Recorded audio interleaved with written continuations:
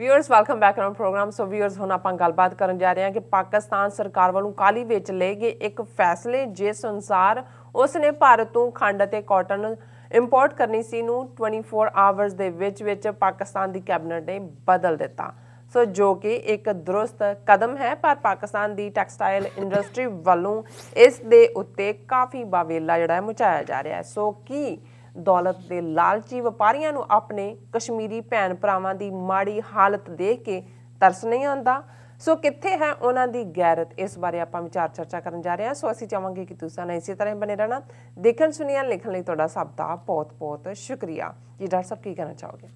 देखो पिछले लगभग 2-3 दिन तो असी लगातारता नाल इस इशू ਨੂੰ डिस्कस किया है और इस गल की सानू खुशी है कि बहुत सारे साडे पाकिस्तानी भरावां भैणां ने जिहड़े साडे सैंटीमेंट ने उन्हां नू अगों एको कीता और साडा कंसर्न सी जदों कि ये खबर बेशक आई तो इकनॉमिक कोआर्डीनेशन कमेटी जिन्हां दे नवें हुण चेयरमैन जां हमद अजहर फाइनैंस मिनिस्टर बने ने उन्हां राहीं और ये कि भारत तो 50 लाख टन जिहड़ी है वो शूगर और कॉटन इंपोर्ट की जाएगी और उस तो पहला की डिवेलपमेंट्स हुई असी ऑलरेडी डिस्कस किया, मैं रिपीट नहीं करांगा। पर ये एक जलजले वांग सी इस करके कि एक पासे असी देख रहे हैं 5 अगस्त 2019 तो बाद जो वरतारा जम्मू कश्मीर च उन्हों का आईनी स्टैटस भी खत्म किया है, सूबे का वजूद भी आर्टिकल 370 भी और बराबर जुल्म हो रहे हैं उत्थे। असी कल भी जिक्र किया सी, हालां उसका बहुतिਆਂ ने नोटिस नहीं लिया कि किवें 62 एकड़ दे विच एक कितना वड्डा मंदिर जिहड़ा वैष्णो और अमरनाथ के लैवल ते खड़ा कर रहे हैं। सो जमीन वो ऑकूपाई कर रहे हैं, लिया के बाहरलियां नूं दे रहे हैं और इस सारे दे नाल भी जिहड़े आम आवाम ने उन्हां दे उत्ते पूरा फौज जुल्म कर रही है। हुण इस सब दे चलदे हैं बिना भारत दे लैवल ते कोई गुडविल जैसचर एक सिंपल हुंदा है कि जी प्री अगस्त 5 2019 पोजीशन ते असी जा रहे, फिर तुसी गलबात करो। फिर भी जिहड़ा मौकफ है पाकिस्तान दा है जां कश्मीरियां दा है वो तो UN रेजोल्यूशनस ने जिन्हां दे उत्ते 4 जंगां होईयां ने, जिन्हां दे उत्ते इन्नियां कुर्बानियां होईयां ने और तुसी बिना किसी तो इस किस्म दा ये जिवें असी महसूस किया, भावें असी आउटसाइडर हैं लेकिन इवें ही पाकिस्तान की आवाम ने कंसर्नड जिहड़े ने उन्होंने महसूस किया और ये ठीक फैसला लिया इमरान खान साहब ने कि उन्होंने अपनी कैबिनेट मीटिंग दे विच इस दे उत्ते बेशक उन्होंने लफज डेफर्ड और पोस्टपोन कुछ इस किस्म के इस्तेमाल किए, पर एक जिहड़ा जलसला सी उस नूं घट्टो घट्ट थम्मण की कोशिश की गई। हुण इस दे उत्ते भारत का तुसी देखो और ब्राह्मणों की मैच्योरिटी देखो ना, उन्होंने उस तो पहला कुछ किया कि भाई ट्रेड खोलो। जदों ये आ भी गया उन्हों की जिहड़ी इकनॉमिक कोआर्डीनेशन कमेटी ने उस दे उत्ते भारत दे विच ऑफिशियली मिनिस्ट्रीयल लैवल ते कोई कामेंट नहीं है। हुण जे उस फैसले नूं अंडू कर दिता गया है तो इस दे उत्ते भी कोई कामेंट नहीं है। सो मतलब ये है भी इन द एंड असी ही क्यों जां पाकिस्तान की हुकूमत जां पाकिस्तान का केस ही क्यों ईवन इस पासे जाके तुसी कमज़ोर करने की कोशिश की और ये एवें नहीं है कि भी हालां एक तो साडे व्यूअर्स ने कहा जी नहीं उन्होंने फलाना मारिया, छक्का मारिया, चौंका मारिया, RSS नूं भंमण, नहीं ये नहीं गल है। ये बिल्कुल ठीक है क्योंकि किसी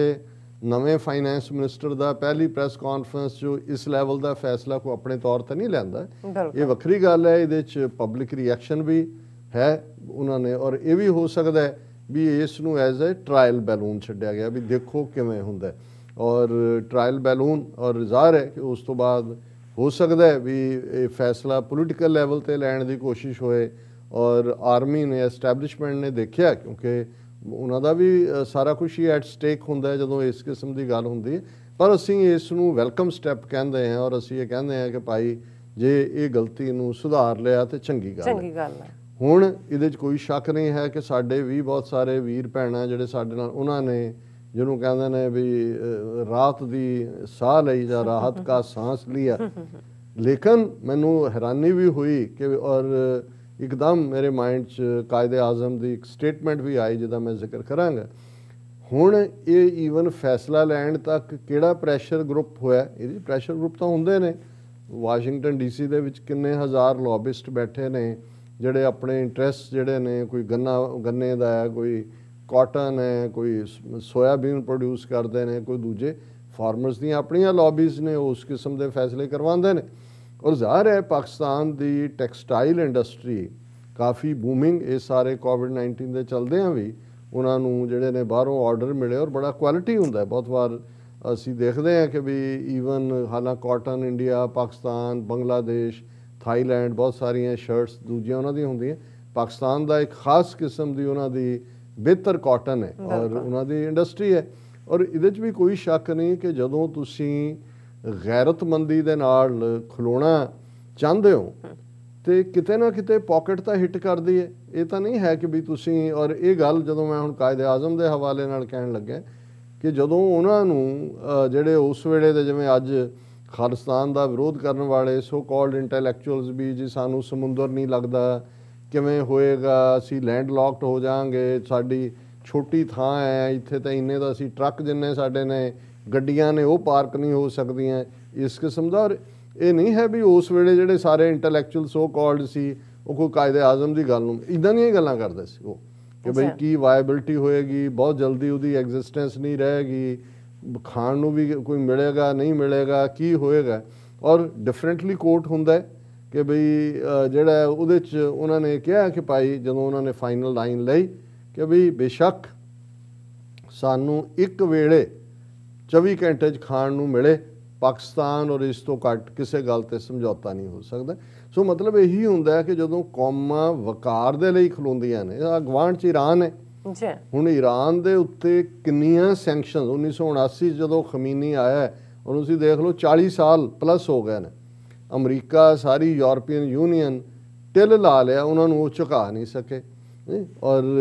ਪਾਕਿਸਤਾਨ ਔਰ ਈਰਾਨ ਕੋਈ ਨਿਊਕਲੀਅਰ ਪਾਵਰ ਨਹੀਂ ਹੈ, ਪਾਕਿਸਤਾਨ ਦਾ ਇੱਕ ਆਪਣਾ, ਔਰ ਪਾਕਿਸਤਾਨ ਦੀ ਫੌਜ ਵਾਰ ਹਾਰਡਨਡ ਹੈ। ਉਹਨਾਂ ਨੇ ਕਿਸ ਲੈਵਲ ਦੇ ਉੱਤੇ ਦੋ ਰਜੀਮ ਅਫਗਾਨਿਸਤਾਨ ਦੇ ਵਿੱਚ, ਸੋਵੀਅਤ ਯੂਨੀਅਨ ਔਰ ਹੁਣ ਸਾਰੇ, ਉਹਨਾਂ ਦੇ ਵਿੱਚ ਕੀ ਰੋਲ ਅਦਾ ਕੀਤਾ, ਕਿਵੇਂ ਉਹਨਾਂ ਨੇ ਵਿਦਨ ਪਾਕਿਸਤਾਨ ਜਿਹੜੀ ਦਹਿਸ਼ਤਗਰਦੀ ਭਾਰਤ ਨੇ ਫੈਲਾਈ ਉਹਨੂੰ ਕੰਟਰੋਲ ਕੀਤਾ।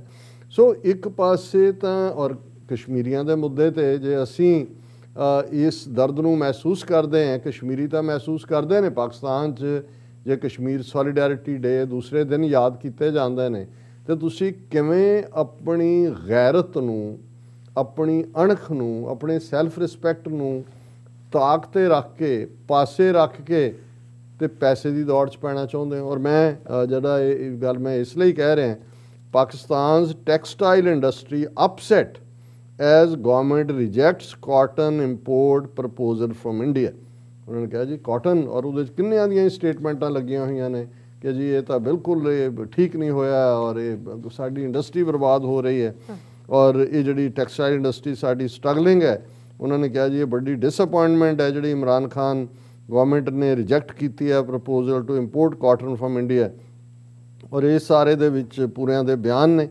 ਔਰ ਇਹ ਜਿਹੜਾ ਖਾਸ ਤੌਰ 'ਤੇ ਮਿਸਟਰ ਪਾਕਿਸਤਾਨ ਐਪਰਲ ਫੋਰਮ ਦੇ ਚੇਅਰਮੈਨ ਨੇ ਜਾਵੇਦ ਬਿਲਵਾਨੀ, ਉਹਨਾਂ ਨੇ ਕਿਹਾ the cabinet's decision has disappointed the textile export industry ਕਿ ਇਹਦੇ ਨਾਲ ਬੜੀ ਨਿਰਾਸ਼ਤਾ ਹੋਈ ਹੈ ਸਾਨੂੰ। ਫਿਰ ਟੈਕਸਟਾਈਲ ਐਕਸਪੋਰਟ ਸੈਕਟਰ ਵਿਚ was already under pressure due to ਕੋਵਿਡ-19 pandemic has been continuously demanding duty-free import of cotton yarn from all the world including India to avert any big loss to textile। ਉਹਨਾਂ ਨੂੰ ਸਿਰਫ ਉਹ ਆਪਣੇ note ਗਿਣਨ ਤੇ ਲੱਗੇ ਹੋਏ ਨੇ ਕਿ ਜੀ ਸਾਡਾ ਲਾਸ ਉੱਪਰ ਥੱਲੇ, ਕੋਈ ਇਹ ਗੈਰਤ ਨਹੀਂ ਹੈ ਕਿ ਭਾਈ ਤੁਹਾਨੂੰ ਕਸ਼ਮੀਰੀਆਂ ਦਾ ਦਰਦ ਨਹੀਂ ਹੈ, 200 ਮਿਲੀਅਨ ਮੁਸਲਮਾਨਾਂ ਦੇ ਨਾਲ ਕੀ ਹੋ ਰਿਹਾ ਹੈ। ਇੱਕ ਪਾਸੇ ਪ੍ਰਾਈਮ ਮਿਨਿਸਟਰ ਦੁਨੀਆ ਭਰ 'ਚ ਆਰਟੀਕੂਲੇਟ ਕਰ ਰਹੇ ਨੇ ਕਿ ਭਾਈ ਇਹ ਕਿਵੇਂ ਫਾਸ਼ਿਸਟ ਔਰ ਨਾਜ਼ੀ ਰਜੀਮ ਹੈ। ਫਿਰ ਜਿਹੜਾ ਉਹਨਾਂ ਨੇ ਕਿਹਾ ਕਿ ਜੀ ਹੁਣ ਇਸ ਸਾਰੇ ਦੇ ਨਾਲ ਜਿਹੜਾ describing commerce adviser Abdul Razak Dawood's recommendation to allow import of cotton and cotton yarn from India as realistic and need of the hour, Bilwani said cabinet must give serious consideration to the proposal। ਉਹਨਾਂ ਨੇ ਕਿਹਾ ਜੀ ਇਹ ਜਿਹੜਾ ਉਹਨਾਂ ਨੇ ਅਬਦੁਲ ਰਜ਼ਾਕ ਦਾਊਦ ਨੇ ਲਿਆ ਫਿਰ ਬਿਲਕੁਲ ਰੀਅਲਿਸਟਿਕ ਹੈ ਔਰ ਇਹਦੇ 'ਤੇ ਹਕੂਮਤ ਕੈਬਨਿਟ ਦੁਬਾਰਾ ਵਿਚਾਰ ਕਰੇ। ਔਰ ਉਹਨਾਂ ਨੇ ਕਿਹਾ ਜੀ ਇਹਦੇ ਨਾਲ ਇਹ ਹੋਏਗਾ the step would send a negative message to foreign buyers as cotton yarn was not available in the country, he said, and adding that prices of cotton yarn have increased after the cabinet's decision ਕਿ ਜੀ ਉਹ ਤਾਂ ਬਹੁਤ ਵੱਧ ਗਏ ਨੇ ਭਾ ਉਹੀ ਜਦੋਂ ਉਹਨੇ ਪਲੇਟੋ ਨੇ ਕਿਹਾ ਸੀ ਨਾ ਆਪਣੇ ਰਿਪਬਲਿਕ ਡਾਇਲੋਗ 'ਚ ਕਿ ਵੀ ਜੇ ਪਾਵਰ ਬਾਣੀਆਂ ਦੇ ਹੱਥ ਆਏ ਟ੍ਰੇਡਰਸ ਔਰ ਵਪਾਰੀ ਤਾਂ ਕੀ ਹੋਏਗਾ ਸਿਸਟਮ ਉਹਨੇ ਕਿਹਾ ਜੀ ਠੀਕ ਹੈ ਲੋਕਾਂ 'ਚ ਖੁਸ਼ਹਾਲੀ ਹੋ ਸਕਦੀ ਹੈ ਪਰ ਉਸ ਸਟੇਟ ਦੀਆਂ ਇਖਲਾਕੀ ਕਦਰਾਂ ਕੀਮਤਾਂ ਨਹੀਂ ਹੋਣਗੀਆਂ ਕਿਉਂਕਿ ਇਖਲਾਕ ਔਰ ਮੋਰੈਲਿਟੀ ਵੀ ਟ੍ਰੇਡ ਹੋ ਜਾਏਗੀ ਔਰ ਇਹ ਬਿਲਕੁਲ ਇਖਲਾਕ ਗੈਰਤ ਉਹਨੂੰ ਟ੍ਰੇਡ ਕਰ ਰਹੇ ਨੇ ਔਰ ਇਹ ਕਹਿ ਰਹੇ ਨੇ ਕਿ ਜੀ ਦੇਖੋ ਆਲਰੇਡੀ 40% ਪਲੰਜ ਸੀ ਕਾਟਨ ਪ੍ਰੋਡਕਸ਼ਨ 'ਚ ਔਰ ਨਾਲ ਦੀ ਨਾਲ ਉਹਨਾਂ ਕਿਹਾ ਜੇ ਹੁਣ ਇਹ ਕਰਨਾ ਇਹ ਕੀਤਾ ਹੈ 6 ਮਹੀਨੇ ਲਈ ਜਿਹੜੀ ਕਾਟਨ ਐਕਸਪੋਰਟ ਹੈ ਉਹਨੂੰ ਬੈਨ ਕੀਤਾ ਜਾਏ ਇਸੇ ਤਰ੍ਹਾਂ ਰੈਡੀਮੇਡ ਗਾਰਮੈਂਟਸ ਮੈਨੂਫੈਕਚਰਰ ਨੇ ਉਹਨਾਂ ਦੇ ਜਿਹੜੇ Express Tribune newspaper Pakistan readymade garments manufacturers and exported association patron in chief Ijaz Khokhar said the entire value added sector was shocked by the way the government reversed its decision ਕਿ ਅਸੀਂ ਸਾਰੇ ਸਦਮੇ 'ਚ ਚਲੇ ਗਏ ਹਾਂ ਕਿ ਵੀ ਗਵਰਨਮੈਂਟ ਨੇ ਇਹ ਫੈਸਲਾ ਲਿਆ ਔਰ ਇੱਕ ਜਿਹੜਾ ਉਸ ਤੋਂ ਵੀ ਅੱਗੇ ਜਾ ਕੇ ਕਹਿ ਰਿਹਾ ਜੀ ਇਹ ਤਾਂ according to World Trade Organization laws no one can object to trade with another country. The restrictions imposed by Pakistan on trade with India are based on political grounds, but if we allow imports of medicine from India then why not cotton yarn, Mr. Khokhar said. ਉਹ ਕਹਿ ਰਿਹਾ ਜੀ ਤੁਸੀਂ ਇਹ world trade organisation ਦਾ ਜਿਹੜਾ ਨੇ ਉਹਨੂੰ ਫਲਾਊਟ ਇਹ ਲਾ ਸਮਝਾ ਰਹੇ ਨੇ ਔਰ ਇਹ ਸਾਰੇ ਦੇ ਨਾਲ ਹੁਣ ਜਦੋਂ ਉਹਨਾਂ ਨੂੰ ਇਹ ਲੱਗਦਾ ਹੈ ਕਿ ਬਈ ਔਰ ਇਹ ਕੀਤਾ ਵੀ ਫੈਸਲਾ ਇਹਨਾਂ ਵਪਾਰੀਆਂ ਦੇ ਪ੍ਰੈਸ਼ਰ ਥੱਲੇ ਜਿਵੇਂ ਮੈਂ ਕਿਹਾ ਵੀ ਲੌਬੀ ਦਾ ਔਰ ਹੁਣ ਇਹ ਅਕਿਊਜ਼ ਕਰ ਰਹੇ ਨੇ ਕਿ ਜੀ ਉਹ ਇਮਰਾਨ ਖਾਨ ਗਵਰਨਮੈਂਟ ਦੇ ਵਿੱਚ this step shows that mafias are still part of the government and this impression will reach our international buyers ਕਿ ਜੀ ਉਹਨਾਂ ਨੇ ਇਹ ਮਾਫੀਆ ਨੇ ਨਹੀਂ ਇਹ ਹੋਣ ਦਿੱਤਾ ਹੈ ਔਰ ਇਸੇ ਤਰ੍ਹਾਂ ਪਾਕਿਸਤਾਨ ਹੌਜ਼ਰੀ ਮੈਨੂਫੈਕਚਰ ਐਕਸਪੋਰਟਡ ਐਸੋਸੀਏਸ਼ਨ ਜਿਹੜੇ ਨੇ ਉਹਨਾਂ ਨੇ ਇਹ ਕਿਹਾ he has urged the ਉਹਦਾ ਨਾਮ ਵੀ ਆਇਆ ਫੈਸਲ ਮਹਿਬੂਬ ਚੇਅਰਮੈਨ ਨੇ he has urged the government to make bold decisions which were vital for smooth running of the ਮਜ਼ਬੂਤ ਹੁਣ ਤੁਸੀਂ ਇਹ ਤੋਂ ਅੰਦਾਜ਼ਾ ਲਾਓ ਵੀ ਇਨ ਦਾ ਐਂਡ ਆਫ ਦਾ ਡੇ ਜੇ ਗੈਰਤ